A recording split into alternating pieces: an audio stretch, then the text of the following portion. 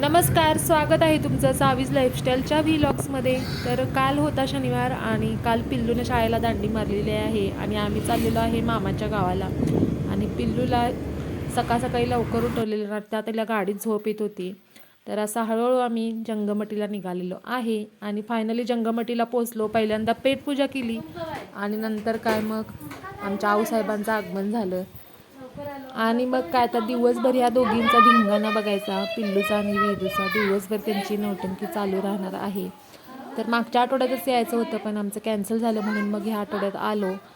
आणि शांभवी ना थोडंफार हिंदी बोलते, म्हणजे रील वगैरे बघून आजकाल लहान मुलं बोलण्याचा प्रयत्न करतात आणि ताई वगैरे तिच्याकडून व्हिडिओ कॉलवरती भरपूर हिंदी बोलतात आणि ती ना असं वेगळीच हिंदी बोलते, म्हणजे ती अडखळत आणि वेगळीच हिंदी बोलते. मग तिच्याशी असं हिंदी बोलून त्याची थट्टा मस्करी चालू होती चिंकू बरोबर. आणि ताईलाच मी बेळगाववरून मॉप आणायला सांगितलं, ते आणलेलं.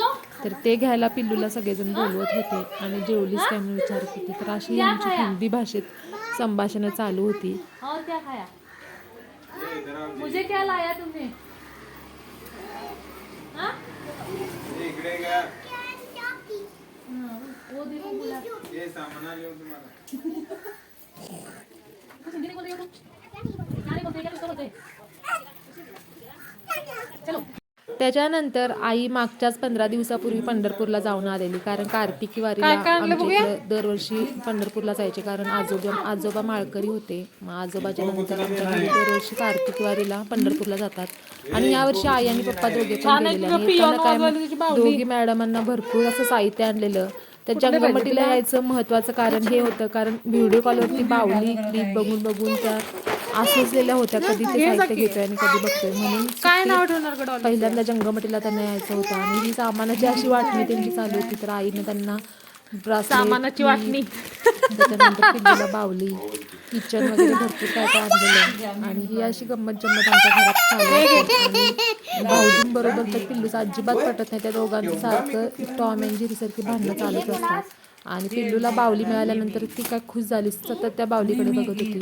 आणि ह्या आमच्या मॅडम कुठले क्लिप घेऊ कुठले नको म्हणून कन्फ्यूज आहेत. तर अशा प्रकारे सामानाची फायनली वाटणी झाली आणि आपलं आपलं सामान घेऊन ह्या अशा खुश होत्या. आणि पिल्लू तर बावलीला घेऊन बघा कशी रिॲक्ट करते. या दोघींकडे बघून ना आम्हाला लहानपणीची आठवण झाली. आम्ही जेव्हा लहान होतो ना आजोबा दरवर्षी आमच्या पंढरपूरला जायचे आणि पंढरपूरवरून येताना आम्हाला ना ते रबर टाईपची बांगड्या म्हणजेच कांकणं मिळायची ना, ती घेऊन यायची. आणि त्याच्यासाठी आम्ही इतकी वाट बघायचो ना, पंढरपूरवरून माणसं कधी येतात नाही, आम्हाला ती बांगड्या वगैरे कधी मिळतात म्हणून आम्ही वाट बघायचो. आणि त्याबरोबरच सफरचंद आणि खजूर वगैरे सुद्धा आणायचे. आणि तेव्हा काही प्रत्येकाच्या घरी फळं वगैरे नसायचे. आम्हाला पंढरपूरवरून आल्यानंतरच सफरचंद खजूर वगैरे भरपूर खायला मिळायचे. मग आम्ही काय आजोबांची वगैरे वाट बघत बसायचो. तर ते दिवस आठवले ह्या दोघींना बघून. त्याच्यानंतर थोडा आम्ही आराम केला आणि संध्याकाळी निघालो शेताकडे.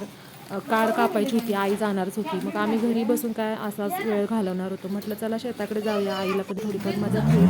मग म्हटलं आता सगळेजणच जाऊया. पिल्लूला वेदूला सगळ्यांनाच घेतला आणि ह्या दोघींनी पहिल्यांदा घरासमोरच दुकान झालंय तिथून खुराक आणला, रपूस टपूस कुरकुरे वगैरे भरून घेतले आणि निघालो शेताकडे जायला.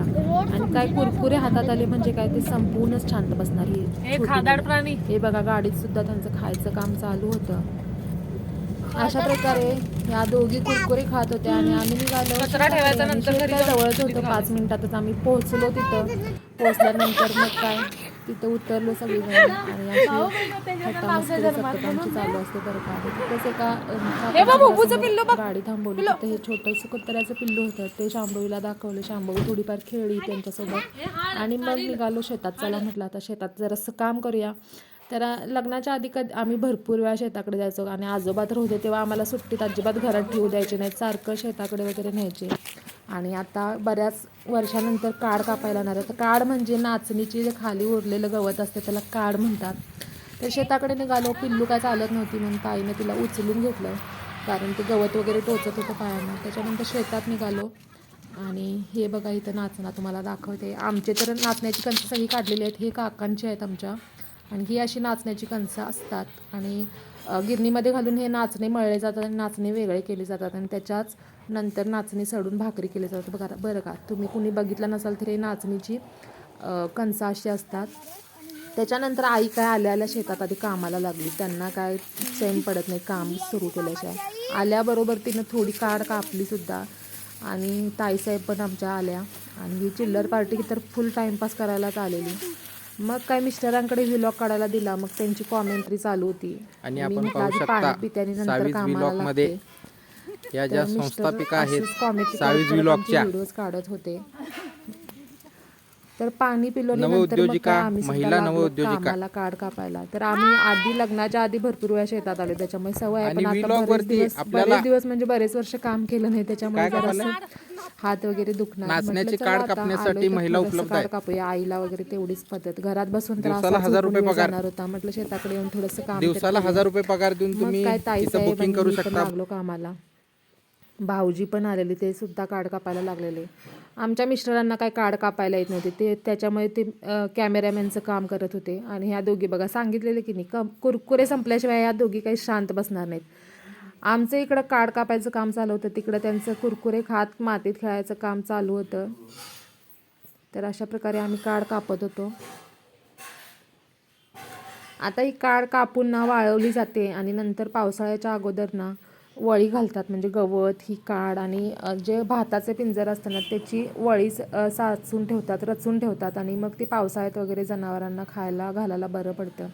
आणि हे बघा इथं आमचं मातीत खेळायचं काम चालू होतं आणि कॅमेरा चालू आहे म्हणजे हे अशी नौटंकी करून दाखवायला काय आम्हाला सांगावं लागत नाही. ताईसाहेब तर आमच्या फुल पॅक झालेल्या ऊन लागत होतं म्हणून.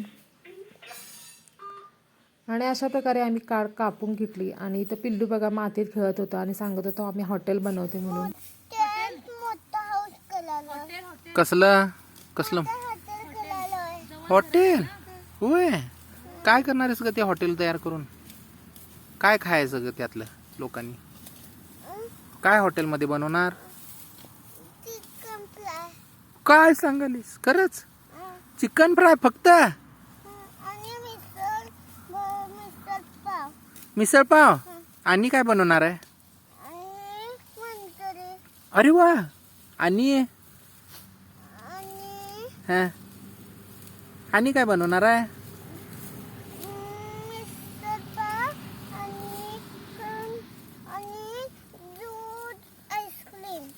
बर आणि होय. बर बर भारे बाबा. त्याच्यानंतर 1-2 तास काड कापली आणि एवढी काड कापून झाली म्हणजे आईला 1 दिवस लागला असता. चौघांनी मिळून 1-2 तासात एवढी काड कापली. ताईसाहेब पण आमच्या दमलेल्या आहेत. ताईसाहेब तर माझ्यापेक्षा काम करतात बरं का आमच्या.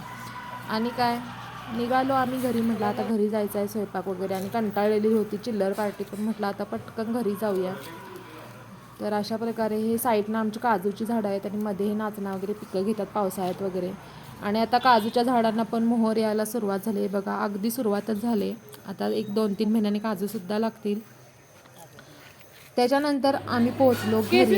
घरी पोचल्यानंतर काय काम केलेलं आम्ही आणि भूक लागलेली ह्या चिल्लर पार्टीला. मग त्यांना काय मॅगी खायला मिळणार होती कारण ताईने येतानाच मॅगीची पाकिटं होती आणलेली. तर काम करून दमून आम्ही आलो आणि ह्यांना मॅगी मिळत होती. मग काय तर ती मॅगी मिळाल्यानंतर मॅगीच्या पाकिटामध्ये सुद्धा कंपॅरिझन चालू होतं कुठलं पाकिट मोठं कुठलं छोटं. आणि आमच्यासाठी छान आईनं चहा बनवला.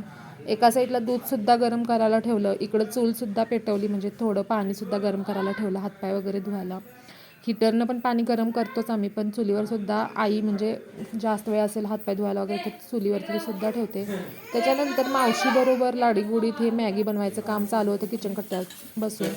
मॅगी बनवली. ह्या दोघींना मॅगी खायला दिली आणि अशा प्रकारे दोघींनी मॅगीवरती ताव मारली. बाकी काय खायला जावं अगर न जावं पण मॅगी मात्र ह्या चिल्लर पार्टीला पटकन खायला जाते आणि तिखटसुद्धा लागत नाही बरं का. त्याच्यानंतर मग मोठ्यांसाठी इतकी बनवली आम्ही. आणि काय मॅगी खाऊन असं पाणी पिलं ढेकर दिलं आणि बाहेर गेले. चला मग आम्ही पण अशी मॅगी खाऊन घेतो आणि व्लॉग इथंच थांबवतो. पुन्हा भेटूयात दुसऱ्या ब्लॉगमध्ये. तोपर्यंत टाटा बाय बाय. धन्यवाद.